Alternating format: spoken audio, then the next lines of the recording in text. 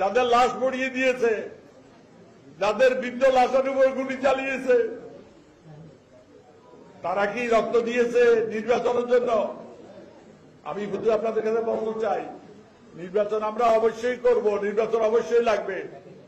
তবে সংস্কার ছাড়া নির্বাচন করে যে এই জাতির কোন লাভ, এই রক্তের সাথে বিশ্বাসঘাতকতা করা, শিশু, কিশোর, যুবক, শ্রমজীবী, কর্মজীবী, পেশাজীবী, পুরুষ, মহিলা, যারা রক্ত দিয়েছে, যারা জীবন দিয়েছে, যারা আহত, যাদের চোখ জীবনে আর কোনদিন তাদের জয়লাভের পরে সেই বাংলাদেশ দেখবে না, তারা আহত শত শত, নিহত শত শত, শিশু পঙ্গু হয়ে গেছে, অনেকের পরিবারে এই শিশু সন্তানের পালন করা মা বলছে, আমি ভাত নিয়ে বসে আছি, আমার সন্তান কোথায়?